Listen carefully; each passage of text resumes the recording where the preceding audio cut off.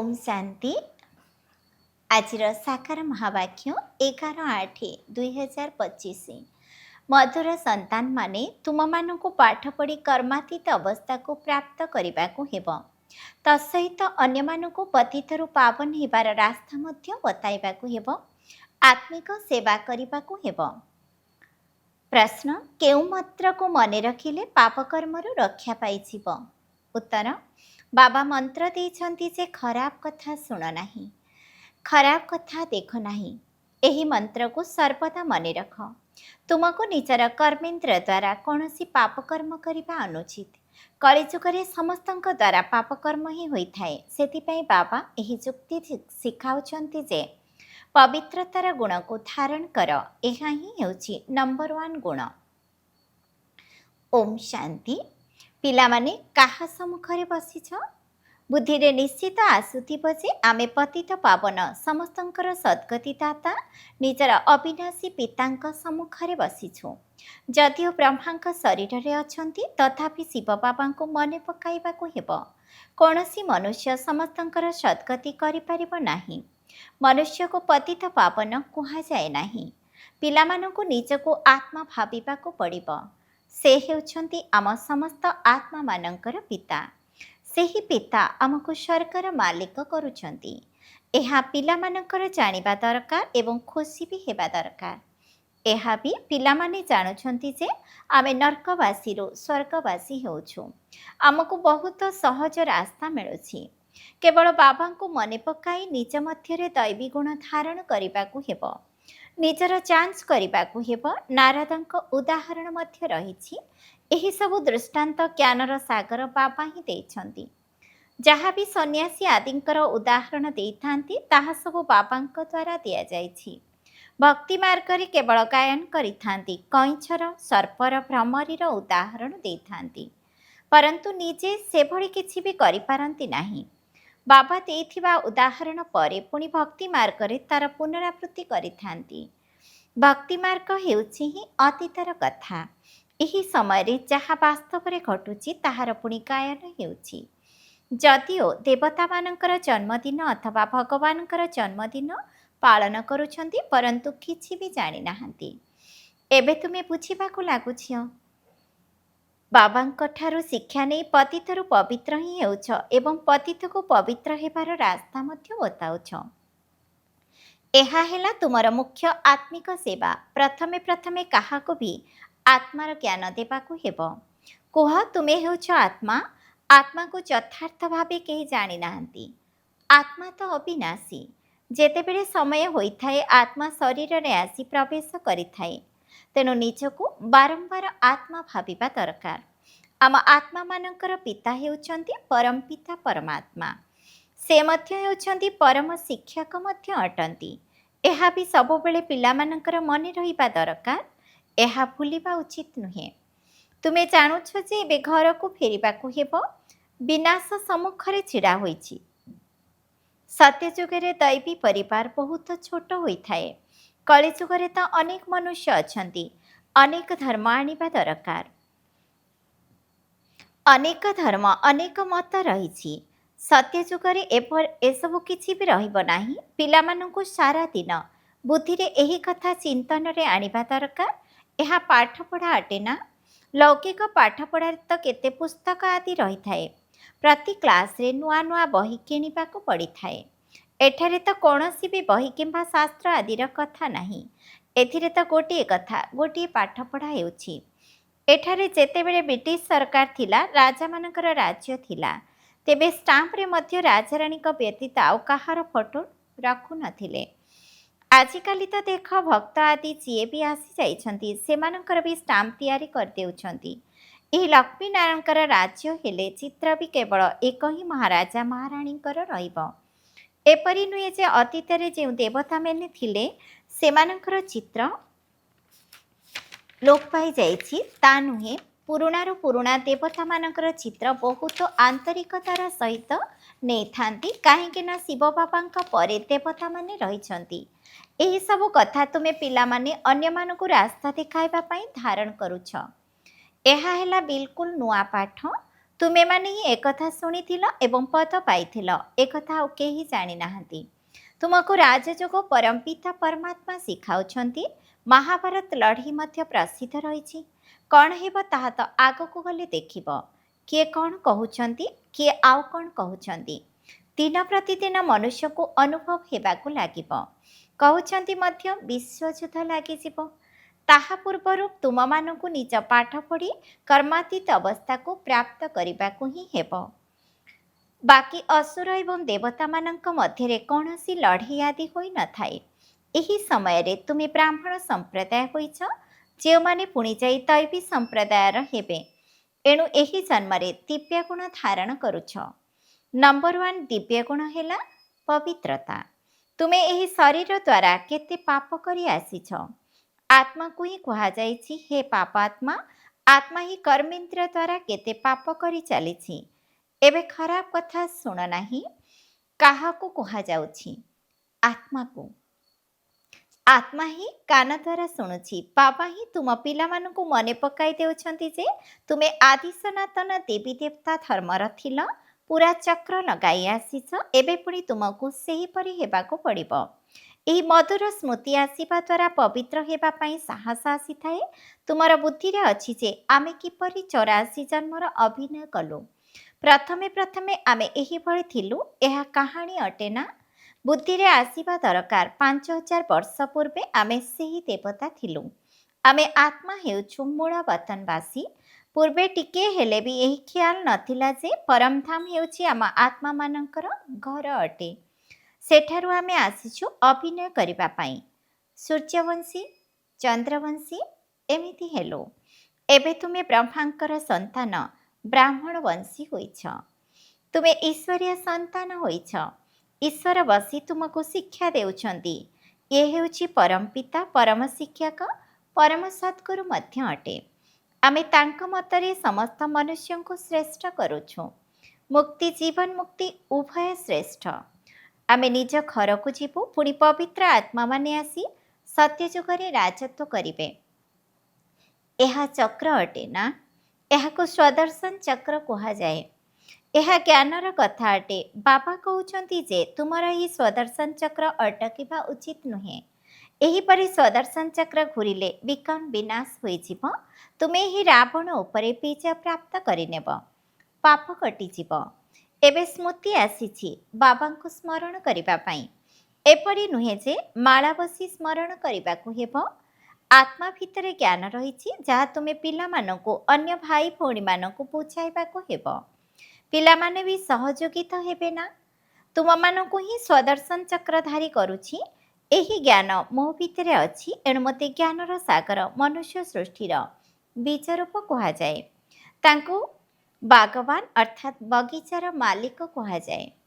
ଦେବୀ ଦେବତା ଧର୍ମର ବୀଜ ଶିବ ବାବା ହିଁ ଲଗାଇଛନ୍ତି। ଏବେ ତୁମେ ଦେବୀ ଦେବତା ହେଉଛ।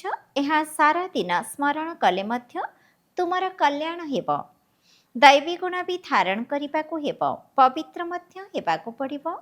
ସ୍ତ୍ରୀ ପୁରୁଷ ଉଭୟ ଏକାଠି ରହି ପବିତ୍ର ହେଉଛ। ଏଭଳି ଅନ୍ୟ କୌଣସି ଧର୍ମ ତ ନାହିଁ। କେବଳ ପୁରୁଷମାନେ ନିବୃତ୍ତି ମାର୍ଗ ହୋଇଥାନ୍ତି। କହିଥାନ୍ତି ନା, ସ୍ତ୍ରୀ ପୁରୁଷ ଉଭୟ ଏକାଠି ରହି ପବିତ୍ର ରହିପାରିବେ ନାହିଁ। ଏହା ମୁସ୍କିଲ ଅଟେ। ସତ୍ୟଯୁଗରେ ପବିତ୍ର ଥିଲେ ନା। ଲକ୍ଷ୍ମୀ ନାରାୟଣଙ୍କର ମହିମା ମଧ୍ୟ ଗାୟନ କରିଥାନ୍ତି। ଏବେ ତୁମେ ଜାଣୁଛ ବାବା ଆମକୁ ଶୂଦ୍ରରୁ ବ୍ରାହ୍ମଣ କରି ପୁଣି ଦେବତା କରୁଛନ୍ତି। ଆମେ ହିଁ ପୂଜ୍ୟରୁ ପୂଜାରୀ ହେବୁ। ପୁଣି ଯେତେବେଳେ ବାମ ମାର୍ଗକୁ ଯିବୁ, ସେତେବେଳେ ଶିବଙ୍କର ମନ୍ଦିର ତିଆରି କରି ପୂଜା କରିବୁ। ତୁମ ପିଲାମାନଙ୍କର 84 ଜନ୍ମର ଜ୍ଞାନ ରହିଛି। ବାବା ହିଁ କହୁଛନ୍ତି ଯେ ତୁମେ ନିଜର ଜନ୍ମଗୁଡ଼ିକ ବିଷୟରେ ଜାଣିନାହଁ। ମୁଁ ଶୁଣାଉଛି। ଏଭଳି ଆଉ କୌଣସି ମନୁଷ୍ୟ କହିପାରିବେ ନାହିଁ। ତୁମକୁ ଏବେ ବାବା ସ୍ୱଦର୍ଶନ ଚକ୍ରଧାରୀ କରୁଛନ୍ତି। ତୁମେ ଆତ୍ମା ପବିତ୍ର ହେଉଛ। ଶରୀର ତ ଏଠାରେ ପବିତ୍ର ହୋଇପାରିବ ନାହିଁ। ଆତ୍ମା ପବିତ୍ର ହୋଇଗଲା ପରେ ପୁଣି ଅପବିତ୍ର ଶରୀରକୁ ଛାଡ଼ିବାକୁ ପଡ଼ିଥାଏ। ସବୁ ଆତ୍ମାମାନଙ୍କୁ ପବିତ୍ର ହୋଇ ଘରକୁ ଯିବାକୁ ହେବ। ପବିତ୍ର ଦୁନିଆ ଏବେ ସ୍ଥାପନା ହେଉଛି। ବାକି ସମସ୍ତେ ସୁଇଟ୍ ହୋମ୍ ଅର୍ଥାତ୍ ଶାନ୍ତିଧାମକୁ ଚାଲିଯିବେ। ଏକଥା ମନେ ରଖିବା ଦରକାର। ବାବାଙ୍କୁ ମନେ ପକାଇବା ସହିତ ଘରକୁ ବି ମନେ ପକାଇବା ଉଚିତ। କାହିଁକି ନା ଏବେ ଘରକୁ ଫେରିଯିବାକୁ ହେବ। ଘରେ ହିଁ ବାବାଙ୍କୁ ମନେ ପକାଇବାକୁ ହେବ। ଯଦିଓ ତୁମେ ଜାଣୁଛ ଯେ ବାବା ଏହି ଶରୀରରେ ଆସି ଆମକୁ ଶୁଣାଉଛନ୍ତି, ପରନ୍ତୁ ବୁଦ୍ଧି ପରମ ଧାମ ଶାନ୍ତି ଧାମରୁ ବିଚ୍ଛିନ୍ନ ହେବା ଉଚିତ ନୁହେଁ। ଟିଚର ଘର ଛାଡ଼ି ଆସିଥାନ୍ତି ତୁମକୁ ପଢ଼ାଇବା ପାଇଁ। ପାଠ ପଢ଼ାଇ ପୁଣି ବହୁତ ଦୂରେଇ ଚାଲି ଯାଇଥାନ୍ତି। ଗୋଟିଏ ସେକେଣ୍ଡରେ କେଉଁଠାକୁ ମଧ୍ୟ ଯାଇପାରିବେ। ଆତ୍ମା କେତେ ଛୋଟ ବିନ୍ଦୁ ଅଟେ। ଆଶ୍ଚର୍ଯ୍ୟ ହେବା ଦରକାର। ବାବା ଆତ୍ମାର ଜ୍ଞାନ ମଧ୍ୟ ଦେଇଛନ୍ତି। ଏହା ବି ତୁମେ ଜାଣିଛ, ସ୍ୱର୍ଗରେ କୌଣସି ଖରାପ ବସ୍ତୁ ନଥାଏ ଯାହାଦ୍ୱାରା ହାତ ପାଦ ଅଥବା କପଡ଼ା ଆଦି ମଇଳା ହେବ। ଦେବତାମାନଙ୍କର ବେଶଭୂଷା କେତେ ସୁନ୍ଦର ହୋଇଥାଏ। କେତେ ସୁନ୍ଦର ବସ୍ତ୍ର ହେବ। ଧୋଇବାକୁ ବି ପଡ଼ିବ ନାହିଁ। ଏମାନଙ୍କୁ ଦେଖିକରି କେତେ ଖୁସି ହେବା ଦରକାର। ଆତ୍ମା ଜାଣିଛି ଯେ ଭବିଷ୍ୟତ 21 ଜନ୍ମ ମୁଁ ଏହିଭଳି ହେବି। ଲକ୍ଷ୍ମୀ ନାରାୟଣଙ୍କର ଚିତ୍ର ବାରମ୍ବାର ଦେଖିବା ଦରକାର। ଏହି ଚିତ୍ର ସମସ୍ତଙ୍କ ପାଖରେ ରହିବା ଉଚିତ। ଏଥିରେ ବହୁତ ଖୁସି ହେବା ଦରକାର। ଆମକୁ ବାବା ଏହିଭଳି ତିଆରି କରୁଛନ୍ତି। ଏଭଳି ବାବାଙ୍କର ଆମେ ସନ୍ତାନ, ପୁଣି କାନ୍ଦୁଛୁ କାହିଁକି? ଆମର କୌଣସି ଚିନ୍ତା ରହିବା ଉଚିତ କି? ଦେବତାମାନଙ୍କର ମନ୍ଦିରକୁ ଯାଇ ମହିମା ଗାୟନ କରିଥାନ୍ତି। ସର୍ବଗୁଣ ସମ୍ପନ୍ନ ଅଚ୍ୟୁତମ କେଶବମ୍ କେତେ ନାମ କହି ଚାଲିଥାନ୍ତି। ଏସବୁ ଶାସ୍ତ୍ରରେ ଲେଖା ହୋଇଛି, ଯାହାକୁ ମନେ ପକାଇଥାନ୍ତି। ଶାସ୍ତ୍ରରେ କିଏ ଲେଖିଛନ୍ତି? ବ୍ୟାସ ଲେଖିଛନ୍ତି, ବା କେହି ନୂଆ ନୂଆ ବି ତିଆରି କରୁଛନ୍ତି। ଆଗରୁ ହସ୍ତଲିଖିତ ଗ୍ରନ୍ଥ ବହୁତ ଛୋଟ ଥିଲା। ଏବେ ତ କେତେ ବଡ଼ କରିଦେଇଛନ୍ତି। ନିଶ୍ଚିତ ରୂପେ ନୂଆ କିଛି ଲେଖାଯାଇଥିବ। ବାସ୍ତବରେ ଏବେ ଗୁରୁ ନାନକ ତ ଆସିଛନ୍ତି ଧର୍ମ ସ୍ଥାପନ କରିବା ପାଇଁ। ଜ୍ଞାନଦାତା ତ ଜଣେ ହିଁ ଅଟନ୍ତି। ଯୀଶୁଖ୍ରୀଷ୍ଟ ବି ଆସିଥାନ୍ତି କେବଳ ଧର୍ମ ସ୍ଥାପନ କରିବା ପାଇଁ। ଯେତେବେଳେ ଉପରୁ ସବୁ ଆସିଯାଇଥାନ୍ତି, ପୁଣି ତ ଫେରିବେ। ଘରକୁ କିଏ ପଠାଇବେ? କ'ଣ କ୍ରାଇଷ୍ଟ ପଠାଇବେ? ନା, ସେ ତ ଭିନ୍ନ ନାମ ରୂପରେ ତମୋ ପ୍ରଧାନ ଅବସ୍ଥାରେ ଅଛନ୍ତି। ସତ୍ୱ ରଜୋ ତମରେ ଆସୁଛନ୍ତି ନା? ଏହି ସମୟରେ ସମସ୍ତେ ତମୋ ପ୍ରଧାନ ହୋଇଯାଇଛନ୍ତି। ସଭିଙ୍କର ଜରାଜୀର୍ଣ୍ଣ ଅବସ୍ଥା ଆସିଯାଇଛି ନା? ପୁନର୍ଜନ୍ମ ନେଇ ନେଇ ଏହି ସମୟରେ ସବୁ ଧର୍ମାବଲମ୍ବୀମାନେ ଆସି ତମୋ ପ୍ରଧାନ ହୋଇଯାଇଛନ୍ତି। ଏବେ ସମସ୍ତଙ୍କୁ ପୁଣି ଘରକୁ ନିଶ୍ଚିତ ଯିବାର ଅଛି। ପୁଣି ଚକ୍ରକୁ ଘୂରିବା ଦରକାର।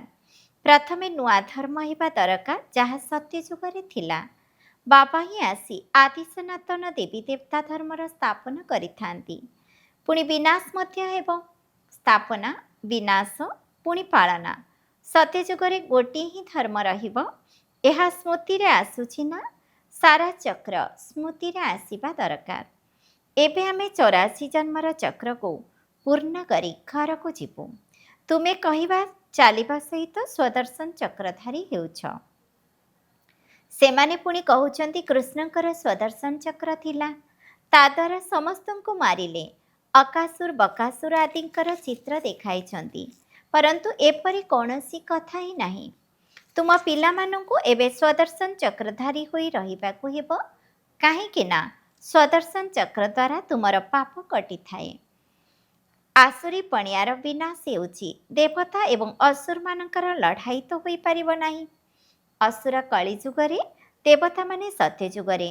ମଝିରେ ହେଉଛି ସଙ୍ଗମ ଯୁଗ। ଶାସ୍ତ୍ର ହିଁ ହେଉଛି ଭକ୍ତି ମାର୍ଗର। ଜ୍ଞାନର ଚିହ୍ନ ବର୍ଣ୍ଣ ନାହିଁ। ସମସ୍ତଙ୍କ ପାଇଁ ଜ୍ଞାନର ସାଗର ଏକ ବାବା ହିଁ ଅଛନ୍ତି। ବାବାଙ୍କ ବ୍ୟତୀତ କୌଣସି ବି ଆତ୍ମା ପବିତ୍ର ହୋଇ ଘରକୁ ଫେରି ଯାଇପାରିବେ ନାହିଁ। ଅଭିନୟ ନିଶ୍ଚିତ କରିବାକୁ ପଡ଼ିବ। ତେଣୁ ଏବେ ନିଜର 84 ଜନ୍ମର ଚକ୍ରକୁ ବି ମନେ ପକାଇବାକୁ ହେବ। ଆମେ ଏବେ ସତ୍ୟଯୁଗୀ ନୂଆ ଜନ୍ମ ନେଉଛୁ। ଏପରି ଜନ୍ମ ପୁଣି କେବେ ମିଳିବ ନାହିଁ। ଶିବ ବାବା ପୁଣି ବ୍ରହ୍ମା ବାବା, ଲୌକିକ, ପାରଲୌକିକ ଏବଂ ଇଏ ହେଲେ ଅଲୌକିକ ବାବା। ଏହି ସମୟରେ ହିଁ କଥା ଅଟେ, ଏହାଙ୍କୁ ଅଲୌକିକ କୁହାଯାଉଛି। ତୁମେ ସନ୍ତାନମାନେ ଶିବ ବାବାଙ୍କୁ ସ୍ମରଣ କରୁଛ, ବ୍ରହ୍ମାଙ୍କୁ ନୁହେଁ। ଯଦିଓ ବ୍ରହ୍ମାଙ୍କର ମନ୍ଦିରକୁ ଯାଇ ପୂଜା କରୁଛନ୍ତି, ତାହା ମଧ୍ୟ ସେତେବେଳେ ପୂଜା କରିଥାନ୍ତି ଯେତେବେଳେ ସୂକ୍ଷ୍ମ ବଦନରେ ସମ୍ପୂର୍ଣ୍ଣ ଅବ୍ୟକ୍ତ ମୂରତ ହୋଇଥାନ୍ତି। ବ୍ରହ୍ମା ତ ଶରୀରଧାରୀ, ତେଣୁ ପୂଜା ଯୋଗ୍ୟ ନୁହନ୍ତି। ଇଏ ତ ହେଲେ ମନୁଷ୍ୟ ନା? ମନୁଷ୍ୟଙ୍କର ପୂଜା ହୋଇ ନଥାଏ। ବ୍ରହ୍ମାଙ୍କର ଦାଢ଼ି ଦେଖାଯାଇଛି, ତେଣୁ ସେଥିରୁ ଜଣାପଡ଼େ ଯେ ସେ ଏଠାକାର ଅଟନ୍ତି। ଦେବତାମାନଙ୍କର ଦାଢ଼ି ହୋଇ ନଥାଏ। ଏହିସବୁ କଥା ପିଲାମାନଙ୍କୁ ବୁଝାଇ ଦେଇଛି। ତୁମର ନାମ ବିଖ୍ୟାତ ହେଉଛି, ଏଣୁ ତୁମର ମନ୍ଦିର ମଧ୍ୟ ତିଆରି ହେଉଛି। ସୋମନାଥ ମନ୍ଦିର କେତେ ଶ୍ରେଷ୍ଠ। ସୋମରସ ପିଆଇଲେ ପୁଣି କ'ଣ ହେଲା? ପୁଣି ଏଠାରେ ବି ଦିଲୱାଡ଼ା ମନ୍ଦିର ଦେଖ।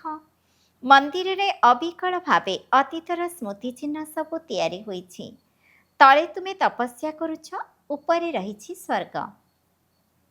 ମନୁଷ୍ୟ ଭାବିଥାନ୍ତି ଯେ ସ୍ୱର୍ଗ ତ କେଉଁଠି ଉପରେ ରହିଛି, ମନ୍ଦିରରେ ମଧ୍ୟ ତଳେ କିପରି ସ୍ୱର୍ଗ ତିଆରି କରିବେ, ତେଣୁ ଉପର ଛାତରେ ତିଆରି କରିଦେଇଛନ୍ତି। ଏକଥା ତ ତିଆରି କରିଥିବା କାରିଗର ମଧ୍ୟ ବୁଝିପାରୁନାହାନ୍ତି। ବଡ଼ ବଡ଼ କୋଟିପତି ଅଛନ୍ତି, ତାଙ୍କୁ ଏହିସବୁ କଥା ବୁଝାଇବାକୁ ପଡ଼ିବ। ତୁମକୁ ଏବେ ଜ୍ଞାନ ମିଳିଛି, ତେଣୁ ତୁମେ ଅନେକଙ୍କୁ ଦେଇପାରିବ।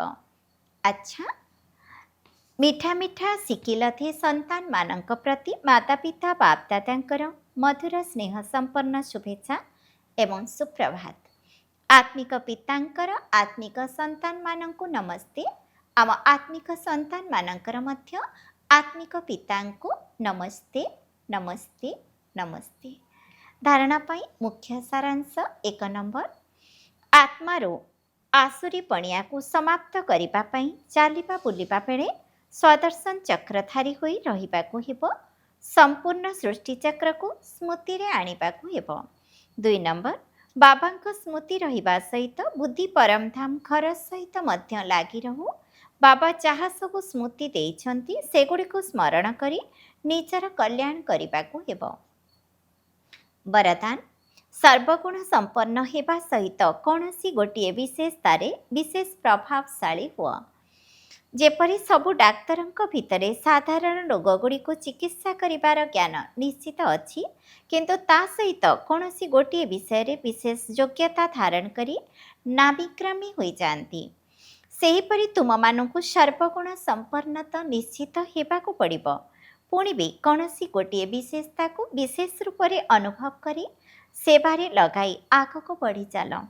ଯେପରି ସରସ୍ୱତୀକୁ ବିଦ୍ୟାର ଦେବୀ, ଲକ୍ଷ୍ମୀକୁ ଧନର ଦେବୀ କହି ପୂଜା କରୁଛନ୍ତି, ସେହିପରି ନିଜ ଭିତରେ ସର୍ବଗୁଣ ସର୍ବଶକ୍ତି ଥିଲେ ମଧ୍ୟ କୌଣସି ଗୋଟିଏ ବିଶେଷତାରେ ବିଶେଷ ଗବେଷଣା କରି ନିଜକୁ ପ୍ରଭାବଶାଳୀ କର। ସ୍ଲୋଗାନ, ଯଦି ବିକାର ରୂପୀ ସାପଗୁଡ଼ିକୁ ସହଜ ଯୋଗର ଶଯ୍ୟା କରିଦେବ, ତେବେ ସର୍ବଦା ନିଶ୍ଚିନ୍ତ ରହିବ। ଅବ୍ୟକ୍ତି ସାରା ଯଦି ସହଜ ଯୋଗୀ ହେବାକୁ ଚାହୁଁଛ, ତେବେ ପରମାତ୍ମା ସ୍ନେହର ଅନୁଭବୀ ହୁଅ। ଯଦି ତୁମର ମନ ହିଁ ବାବାଙ୍କର, ତେବେ ପୁଣି ମନକୁ କିପରି ଲଗାଇବେ, ସ୍ନେହ କିପରି କରିବେ, ଏଭଳି ପ୍ରଶ୍ନ ହିଁ ଉଠିପାରିବ ନାହିଁ। କାହିଁକି ନା ତୁମେ ସର୍ବଦା ଲଭ୍ଲିନ୍ ସ୍ଥିତିରେ ହିଁ ରହୁଛ। ସ୍ନେହ ସ୍ୱରୂପ ମାଷ୍ଟର ସ୍ନେହର ସାଗର ହୋଇଯାଇଛ, ତେଣୁ ସ୍ନେହ କରିବାକୁ ପଡ଼ୁନାହିଁ, ବରଂ ସ୍ନେହର ସ୍ୱରୂପ ହୋଇଯାଇଛ। ଯେତେ ଯେତେ ଜ୍ଞାନ ସୂର୍ଯ୍ୟର କିରଣ ବା ପ୍ରକାଶ ବଢ଼ି ବଢ଼ି ଚାଲିଥିବ, ସେହି ଅନୁସାରେ ଅଧିକ ଅଧିକ ସ୍ନେହର ଲହଡ଼ି ଉଛୁଳିବାକୁ ଲାଗିବ। ଓମ୍ ଶାନ୍ତି।